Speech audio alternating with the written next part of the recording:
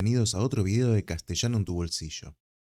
Análisis de oraciones, el terror de los estudiantes. Ahora vamos a ver, ¿por qué no nos gusta análisis sintáctico o análisis de oraciones según como le digan en tu país? Bien, generalmente nos puede parecer aburrido y repetitivo, creemos que no es importante o no tiene ninguna utilidad, y vemos falta de aplicación práctica en análisis sintáctico. Es decir, uno siempre piensa, bueno, yo hago esto en la escuela, hago esto en el colegio, hago esto en otros niveles académicos y después salgo a la vida y jamás, nunca nadie me dijo, che, analízate una oración que se nos prende fuego la empresa o analízate una oración que es de vida o muerte. Sí, directamente, obviamente no lo vamos a hacer, sin embargo, lo utilizamos. ¿De qué manera?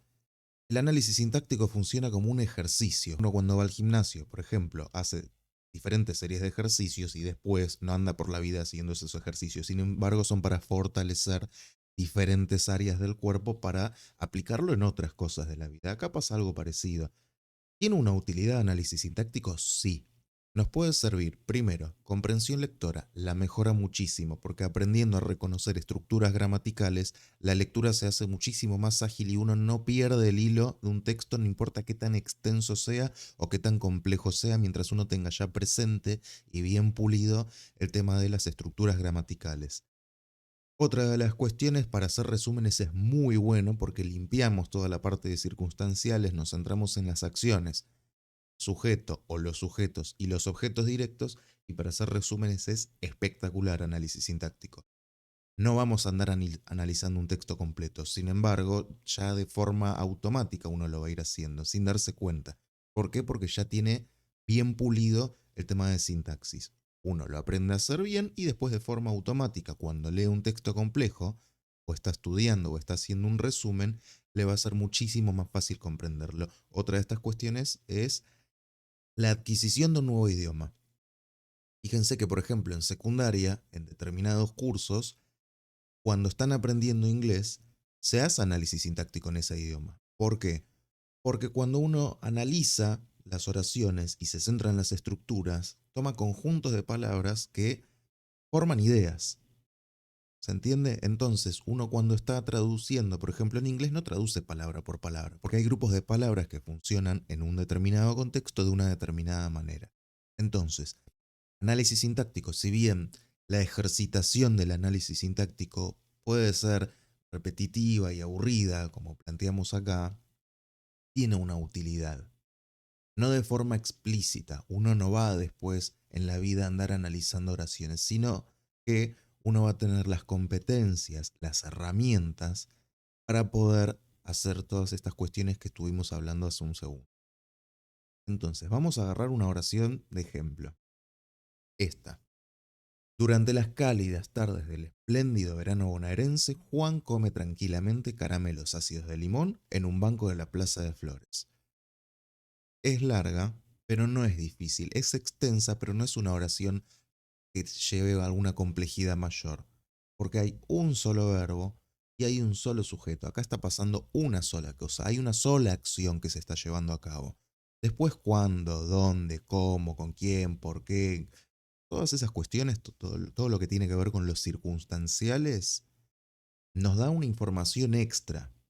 Si uno quiere hacer un resumen, esto tranquilamente se puede achicar. Uno puede dejar sujeto, verbo y objeto directo y nos queda algo más o menos así. Juan come caramelos ácidos de limón. Es lo que está pasando. Es más, se puede achicar más todavía. Vamos a sacar qué tipo de caramelos. Entonces nos queda así. Juan come caramelos. ¿Sí? Esta oración de acá se puede resumir tranquilamente en Juan come caramelos. Así, a secas. Por amor a todos los Juanes, que pobrecitos bastante castigados son ya en los ejercicios de análisis sintáctico, vamos a cambiar Juan y vamos a poner Rigoberto. ¿Quién es Rigoberto? Se pueden llegar a preguntar. Bueno, este bichito de acá es Rigoberto. Nos va a acompañar en un montón de videos, va a ser la mascotita del canal, vamos a ponerlo así. Y vamos a seguir analizando la oración. Lo primero que hay que buscar es el verbo. En este caso va a ser el verbo come. Siempre lo primero que hay que hacer es ubicar al verbo. En este caso es come. Una vez que tenemos el verbo, toda la información de la oración está abierta a nosotros. Es la llave para resolver la oración. No se empieza desde la primera palabra, una por una. Ah, sí, esto es un nombre propio, debe ser el sujeto.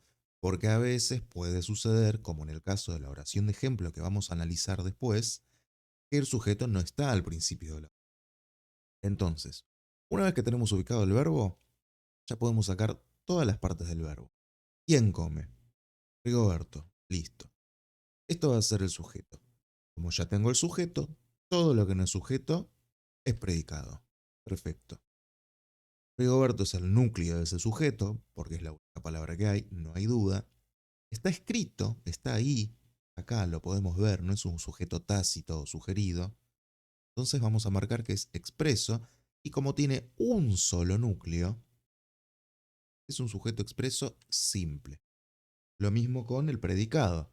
Como tiene verbo, predicado verbal. Como tiene un solo verbo, es un predicado verbal simple. ¿Qué es lo que come Rigoberto? Caramelos. Eso va a ser el objeto directo. No hay más nada para analizar. Cerramos con corchetes, oración bimembre. Bimembre quiere decir dos partes. Tiene sujeto, tiene predicado, bimembre. Solo tiene predicado o solo tiene sujeto, ahí sería unimembre. Bien, ahora vamos a analizar la oración del principio, que parecía eterna, y lo es, pero no es difícil. Hacemos lo mismo que en la oración simplificada. Lo primero que buscamos es el verbo. Ya lo tenemos marcado y es come. Una vez que uno tiene el verbo, lo sienta en una silla, le pone un reflector en la cara y le pregunta, porque el verbo suelta todo bastante fácil. Lo ponemos así, acá, en una sillita, lo damos con la lámpara y le preguntamos qué, quién, cuándo, cómo, dónde. Y ya con eso vamos a poder resolver la oración instantáneamente. Parece una tontería, parece una pavada, no hace falta que lo digan en voz alta, pero haciéndolo así yo les puedo asegurar que es mucho más simple. Entonces volvemos. Agarramos al verbo y le preguntamos quién, más el verbo, ¿no? ¿Quién come? Rigoberto. Perfecto. Sujeto. Está escrito así que es expreso y como es uno solo el núcleo que tiene, es simple. Como dijimos anteriormente, todo lo que no es sujeto es predicado. Entonces me queda el predicado acá, tenemos el sujeto y sigue el predicado acá. No tenemos dos predicados, ¿sí? Tenemos uno solo. No son dos, no es que este es un predicado y después lo que sigue acá es otro predicado. Uno solo. Por eso pusimos en los tres, dos, continúa, predicado verbal simple, porque es uno solo. Predicado, todo lo que sigue después del sujeto. Verbal porque tiene verbo y simple porque tiene un solo verbo. Lo mismo, acá no vemos verbo, pero está acá. Es un solo predicado. Para ejemplificarlo y que quede más claro, vamos con esta imagen. Imaginemos un pancho. Miren qué rico que está, espectacular. Pan, salchicha, pan. ¿No? Como en la oración de acá.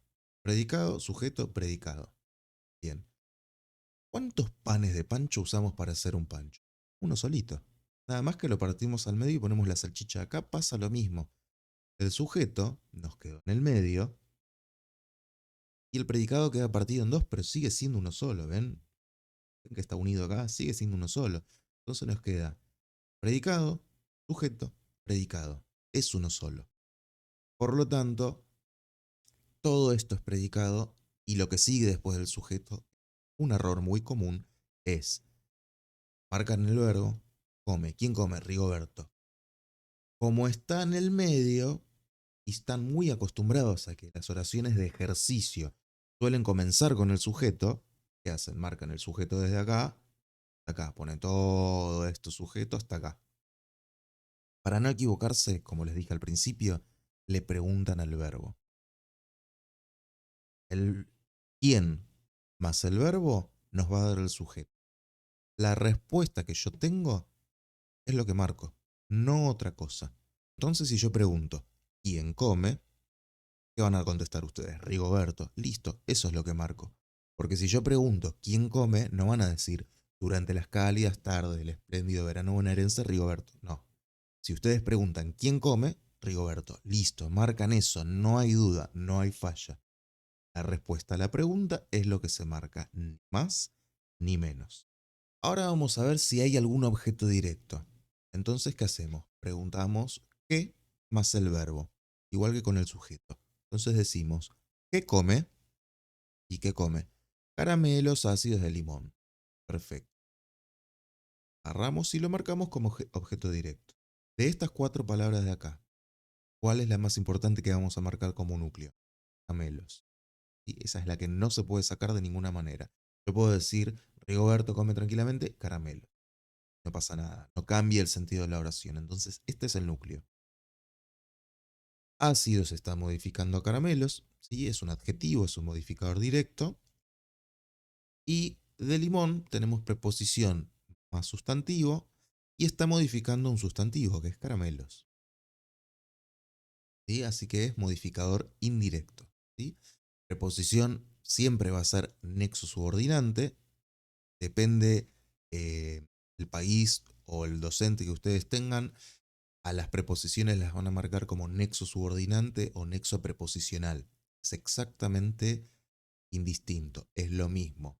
¿Sí? La función que cumple es la misma, le pongan nexo subordinante o nexo preposicional. Nosotros nos vamos a manejar con nexo subordinante, pero si su docente se los marca como nexo preposicional, sigan con eso, que es lo mismo. ¿Sí? Es para que se entienda. Preposición, nexo. Subordinante lo vamos a manejar nosotros, muchos lo ven de esta manera, otros lo ven como nexo preposicional. Todo lo que sigue después de nexo subordinante es término. ¿Hasta dónde? Hasta donde termina la cajita. Si la cajita fuese hasta acá, seguimos hasta acá. ¿Sí? Se choca con la pared, corta. Así, tiki y corta. Dentro de un término va a haber un núcleo, modificadores directos o indirectos, es decir, dentro de un modificador indirecto puede haber otro modificador. Como hay una sola palabrita y es un sustantivo, va a ser un núcleo. Perfecto. Vamos a ver ahora si hay algún circunstancial de modo. Entonces preguntamos cómo más el verbo. ¿Cómo come? ¿Cómo come? Tranquilamente. Entonces, esta palabrita de acá va a ser nuestro circunstancial de modo. Ahora, si yo quiero saber cuándo está comiendo Rigoberto estos riquísimos caramelos de limón, agarramos, para marcar el circunstancial de tiempo, solamente agarramos y ponemos el verbo con la pregunta ¿cuándo? ¿Cuándo come? ¿Y cuál es la respuesta? Durante las cálidas tardes del espléndido verano bonaerense. Ese es el momento en el que Rigoberto come los caramelos. Entonces vamos a marcar todo. ¿Sí? De acá a acá. Le pregunto, ¿cuándo come? Entonces durante las cálidas tardes del espléndido verano bonaerense.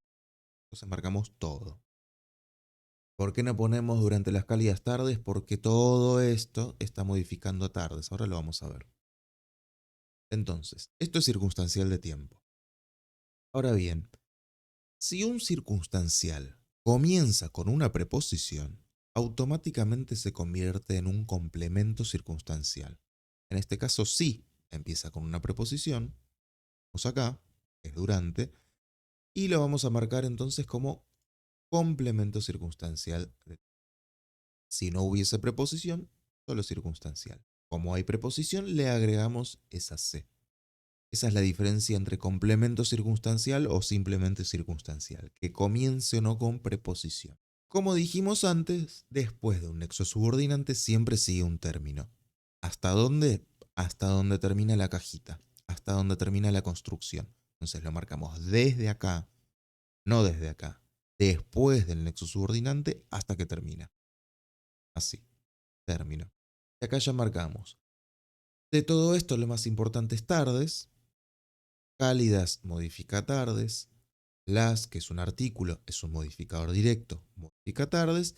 Y después, del espléndido verano bonaerense, es un modificador indirecto de tardes. ¿Sí? Marcamos todo esto, que no se puede separar, es un modificador indirecto. Ahora bien, preposición más sustantivo, modificador indirecto. Acá tenemos preposición más sustantivo. Ese sustantivo puede llegar a tener modificadores directos. Espléndido modifica verano, bonaerense modifica verano, entonces van a estar juntas, ¿sí? son una única cosa. Espléndido verano bonaerense es una cosa. No son tres cosas diferentes, es una cosa. Y acá hay una preposición, aunque no se ve. Porque del es una contracción por una cuestión fonética. Nosotros decimos de él, se nos juntan estas dos vocales abiertas, entonces lo pronunciamos del y lo escribimos del. ¿Cómo se analiza? De la misma manera. Así como yo marco de nexo subordinante, lo que sigue es término, el modificador directo, con esto pasa lo mismo. ¿Qué hago? Lo parto al medio, ¿sí? Parto al medio, tomo, lo puedo partir acá, es indistinto. Lo parto al medio, esto me queda como un nexo subordinante y esto como modificador directo. ¿Ven? Así. Esto es lo mismo que esto. Fíjense, de el de nexo subordinante sigue término, el modificador directo. Acá pasa lo mismo. De nexo subordinante, lo que sigue es término, el modificador directo. Entonces nos quedaría así. Lo tachamos. Esta partecita de acá nos queda como nexo subordinante y desde acá, desde el, agarramos el término hasta donde, hasta el final de la construcción. Ahora vamos a analizar el término. Ya dijimos que espléndido verano bonaerense era una única cosa, este era nuestro sustantivo, nuestro núcleo, y estaba siendo modificado por espléndido y bonaerense, también por el artículo el que tenemos acá. Entonces, verano es núcleo, el, espléndido y bonaerense, los tres son modificadores directos, por lo tanto los marcamos de esa manera. Ahora vamos a ver si nos queda algún otro tipo de circunstancial. Ya descubrimos cómo come Rigoberto, qué come Rigoberto, cuándo es que está comiendo Rigoberto, y ahora vamos a ver dónde es que come Rigoberto. Entonces, para sacar el circunstancial del lugar, le preguntamos al verbo dónde. Dónde más el verbo nos va a dar el circunstancial del lugar. ¿Dónde come? En un banco de la Plaza de Flores. ¿Qué hacemos entonces? Lo marcamos todo. Todo esto de acá va a ser nuestro circunstancial del lugar, ¿sí? Como vemos ahí. ¿Empieza con preposición? Sí, tienes una preposición y lo mismo que pasa en este circunstancial de tiempo, en este complemento circunstancial de tiempo, va a pasar acá. Como empieza con preposición, va a ser un complemento circunstancial de lugar. ¿Sí? Marcamos el nexo subordinante y todo lo que sigue desde acá hasta acá va a ser término, como podemos ver ahí. ¿Bien? Banco es la palabra más importante, es nuestro sustantivo, es el núcleo, es la palabra que no podemos sacar para que la construcción no pierda sentido. Un modifica banco. Y de la Plaza de Flores funciona también como pasa acá. Es un modificador indirecto. Tenemos preposición más sustantivo. Acá pasa algo muy curioso que ahora vamos a ver, que dijimos hace un rato. Entonces, preposición de nexo subordinante, todo lo que sigue es término. Plaza sería el núcleo. La es un artículo que está modificando a plaza, modificador directo. Y de Flores, queda más sencillito, preposición más sustantivo, modifica al sustantivo que tiene previo, acá pasa lo mismo, modifica al sustantivo que tiene previo, así que es modificador indirecto. De Flores modifica plaza. Entonces es modificador indirecto. Nexo subordinante, lo que sigue, término. Pueden o no poner núcleo acá, yo creería que no hace falta porque se sobreentiende, es una palabra sola. Y ahí nos quedaría la oración resuelta. Tiene sujeto, tiene predicado, oración bimembre. Recuerden que hay un solo sujeto y todo esto es un solo predicado. El sujeto esté en el medio no quiere decir que haya dos predicados. Estas fueron nociones básicas, líneas generales de más o menos cómo encarar una oración. Pusimos una oración bastante larga, pero no difícil como ejemplo.